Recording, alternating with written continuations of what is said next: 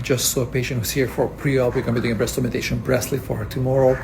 But she's very, very concerned about, making sure that everything we do is absolutely perfect and she's going to get perfectly beautiful, symmetrical breasts. And so I spent some time explaining to her the concept that you've heard me say before. I'll say it again. Sisters, not twins.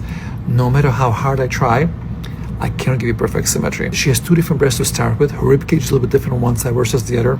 The breast composition is a little bit different. There's a lot of differences that people don't often understand or realize that prevent me from giving you perfect symmetry. We went over some of her before and after pictures. I show her a couple of samples, beautiful results. She loved them. And then I show her all the asymmetries that I could see in those results. Now, these are patients that are happy, but as a plastic surgeon, I see things she didn't see.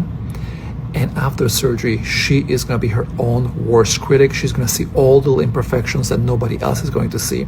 So I warn her. I do this for my patients. I tell them, sisters, not twins. Understand that you're going to see every little imperfection, and it's okay. It's going to take some time to settle down. It's very similar to the case I talked about on Friday when I said I have an unhappy patient who has some asymmetry and is just unhappy with it. And actually, one of the examples I just showed to my patient today had a symmetry that was similar along the lines of the patient who was very, very unhappy. And again, like I said, to this patient, those were beautiful results, but to somebody else, it may be horrible asymmetry. And there's only so much I can do to make it better. So this patient has two slightly different breasts. If you take a closer look, you'll notice this curve is a little bit different than this one. This is a bit of a straighter line. This is a bit of a curve. The nipples are slightly different. This breast is sort of down and out compared to this one. This breast is a little bit fuller. It's a little bit wider. This one looks a little bit narrower. So when you look at her after surgery, you'll notice again, this curve is a little bit different. This is a bit of a straight line. So a little more volume here. The nipples are still a bit different. Slight asymmetry. And you're going to see the same pattern. Breast implants, added volume. She's got two slightly different breasts. Sisters, not twins. Sisters, not twins.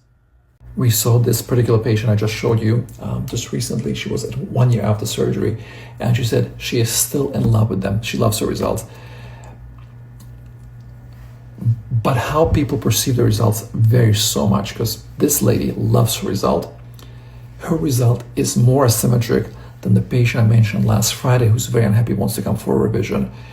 This lady's asymmetry is way more visible than the other patient, but to the other patient, her asymmetry is so bad that she needs to get a revision. This patient loves them, doesn't want to touch them. She's super, super happy.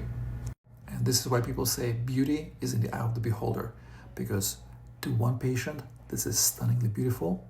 To another patient, this could be a completely horrific, botched job.